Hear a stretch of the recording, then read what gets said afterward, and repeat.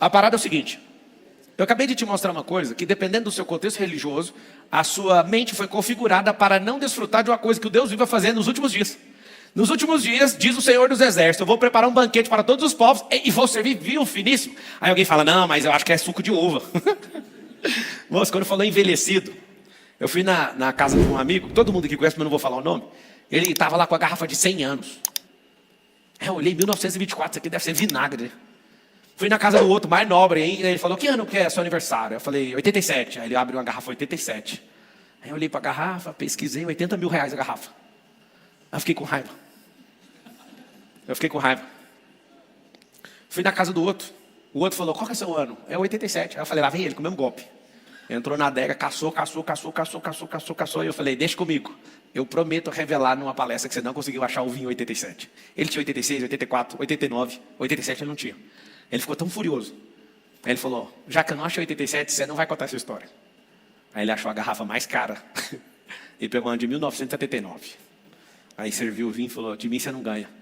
Marcelo, por que você está contando essa história? É porque quando você perceber o que é riqueza de verdade, você vai ver que comunhão vale a pena, você abrir garrafas de 80 mil reais só para desfrutar da presença da pessoa. Só que é um absurdo num país onde todo mundo odeia a riqueza. Aí você fala, pois é, mas eu odeio o vinho também. Pois é, mas Deus vai servir isso no último dia para os povos. E você odeia as coisas erradas. Seu coração está configurado para as coisas erradas da vida. Mas meu marido é um bêbado. Não tem nada a ver esse versículo aqui. Seu marido precisa parar de beber mesmo, para ele se controlar, configurar a cabeça dele e virar um esportista. Mas o que eu quero te falar é que toda a configuração mental sua, tanto religiosa, como cultural, como financeira, como política, todas essas configurações, se elas não forem resetadas, elas vão destruir sua prosperidade. Você consegue entender? Se você olhar aqui, como é que faz para você olhar? Se você tem sangue, suor, aí tem um negócio chamado lágrima. Fala assim, ó, a lágrima é energia. Tem gente que está chorando pela vitória e tem gente que está chorando porque não conseguiu. Esses dois choros são bons, são positivos. Cara, mas eu não concordo. Choro para mim é sinônimo. De novo, configuração errada. Gordura para você era coisa ruim e ela é boa para queimar. Significa que você tem uma reserva para ir mais longe. Um urso só vai para hibernação quando ele está com um número X de gordura, um percentual de gordura, para ficar 6 meses hibernado. Olha que loucura. Gordura não é ruim. O ruim é não parar de crescer essa gordura e você não queimar ela por nada. Isso é ruim. Presta atenção que eu estou te falando é sabedoria. Sangue, se eu tirar da minha veia e jogar no chão, é morte. Se ele estiver circulando, é vida. Então sangue, você tem que dar sangue mesmo pelas coisas. Sangue, suor, lágrima e gordura. São 4 coisas que bilionários têm e qualquer outra pessoa tem. Então aqui vai. Deixa eu te falar sobre ativos, que são os recursos para você prosperar. E dependendo da cultura, política, os cambal que você quiser falar, você consegue prosperar assistindo isso aqui, ó. Número 1, o maior ativo que você tem, o maior ativo que você tem chama-se... Eu vou fazer um bonequinho aqui, ó. Espírito. Vou fazer o espírito aqui como nuvem, para você entender onde que vai lá para o céu. Qual que é o segundo maior ativo? A vida. A vida encarnada nessa máquina aí. Que máquina que é essa? Deixa eu te explicar uma coisa que vai revolucionar seu entendimento sobre prosperidade.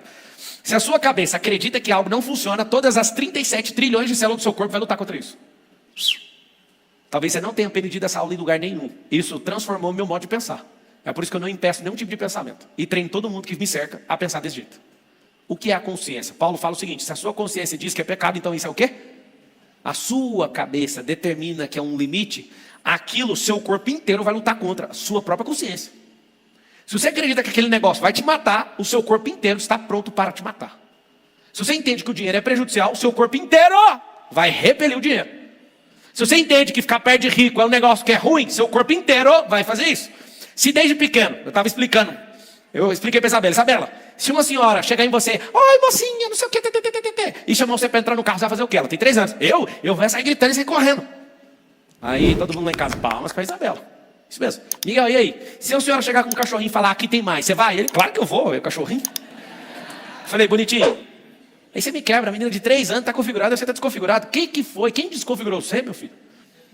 Aí ele falou, não, mas eu o cachorrinho. Eu falei, o cachorrinho que se lasque, Miguel. Aí a configuração tá o quê? Errada. Aí você precisa de ir lá e configurar. Por isso que você tem que, como pai, testar seus filhos. Todo mundo muito bem testado. Aí um falou, podia parar com essas conversas. Eu falo, não, essas conversas são parte da configuração.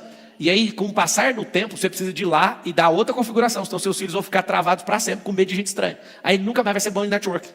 Porque tudo, ele só se sente bem perto de gente que ele conhece. Só que você tem que ir lá desconfigurando. Por exemplo, quando você era pequeno, sua mãe deixava você atravessar a rua sem pegar na mão? Hoje você fica ligando para sua mãe, vai atravessar a rua, vem cá pegar na minha mão. Você sabe que as suas crenças são desse jeito, né? Você fica esperando a sua mãe para atravessar a rua. Você fica esperando Deus fazer alguma coisa para você ficar rico. Você naturalmente um dia começou a olhar para o lado, olhar para o outro e falou, mano, vai ser mãe agora. E pau. Atravessou e deu certo, você está aqui até agora. As crenças são desse jeito. Só que o problema é que a crença alimenta a consciência. Fala com a boquinha assim, escreve todo mundo na internet assim, ó. Crença alimenta a consciência. Então crença é um carvão, crença é uma madeira que você vai pôr numa fornalha e vai alimentando a consciência. E a consciência quando começa a expandir, é um problema. A consciência em expansão empurra a consciência pequena para o lado. Por isso que não dá para conviver com certas pessoas. Deu para entender agora ou não? Quando você começa a entrar em expansão, a pessoa fala, vai estar errado o que você está fazendo. Chega para lá. Consciência e expansão vai fazer todas as 37 trilhões de células trabalhar ao meu favor. Só que se a minha consciência me condena, tchau. Qual é o maior problema de vocês? Quer ver? Quem aqui gostaria de ter um corpo forte mesmo, fitness, treinado? Levanta a mão. Por que vocês nem querem? Olha que consciência maligna. 10% levantou a mão e ainda sem crer, porque dá para ver pela velocidade da crença. Você não vai, levanta rápido demais não, que vai que a gente pega. O que me assusta é a maioria não levantar a mão. Quem não levantou a mão, responde rápido. Por que você não levantou? Porque custa caro demais, é ou não? Pelo que então? Ah, você acha meu corpo legal? Que coisa horrível. Que horrível. Não estava preparado para isso. Eu também fazia isso. Quando eu era gordinho, 100 quilos, eu olhava para os outros, esse corpo aí é legal. Esse corpo seu é legal. Ele precisa ficar mais forte.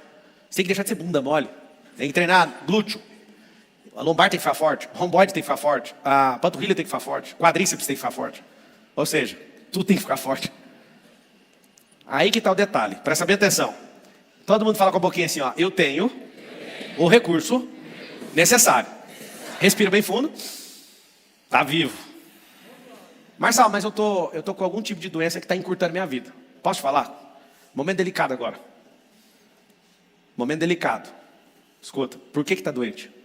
Tem um campo morfogenético que está desligado. E tudo que estão fazendo contra você é um ambiente onde de forma ativa as pessoas estão atacando você. E o fato da sua consciência não estar expandindo o seu campo morfogenético, não estar empurrando isso para fora, você fica doente.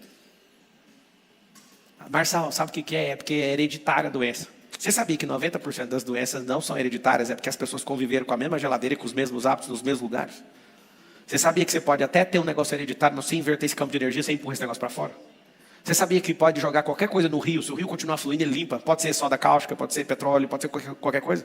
Já parou para pensar que se o rio desistir de fluir água, e você tacar alguma coisa, ele vira aquilo, aí vira um lago daquilo? Por que as pessoas ficam doentes? Ah, lá vai o Marçal. Tem um povo que fala que quando eu for o presidente, vai acabar com o Ministério da Saúde. Vocês já viram o povo falando isso ou não? Você imagina treinando o povo a ser esportista desde pequeno. Eu prefiro investir todo o dinheiro desde pequeno para ninguém ficar doente. Aí você fala, o povo fica doente por quê? 77% das pessoas trabalham com aquilo que não gosta. É fácil ficar doente assim.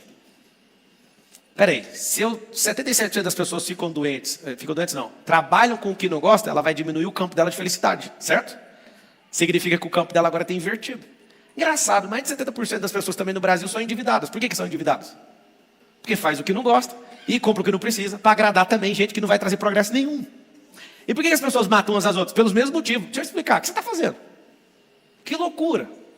Primeiro recurso que você tem é um espírito. Só de ver você aí, eu já sei que está aí. Segundo recurso que você tem, vou fazer os bonequinhos aqui para você entender. Segundo recurso que você tem, respirou. Está com tempo ainda. Qual é a sua idade? Sua? 38 anos. Sobre 120, cara, olha que lindo. Você viveu 30% do tempo até agora. Menos de 30%. Você ainda tem tempo demais. 3,5 trilhões de batida. Isso aqui é eterno, não falha. O espírito. Seu coração, 3,5 trilhões de batida. Você já passou aí 30%. Divide em 38% e 20%. Vai dar uns 30% mais ou menos. Menos de 30%. 28%. Vê aí, quanto deu? 31%. Está errado. 38% você falou? 40 mais 40 mais 40 dá 33%. É 31%. Boa. 31% que você já gastou. Então tem 69% de vida. Cara do céu, mas você está top, hein? Você tem um ativo que é eterno, que é o espírito. Fala assim, o espírito é o maior ativo que eu carrego. Ou seja, tem uma conexão com a eternidade dentro de você, chamado espírito. Tem esse corpinho que dura 1.051.200 horas de vida. Espetacular. Você está respirando, tá? Uau.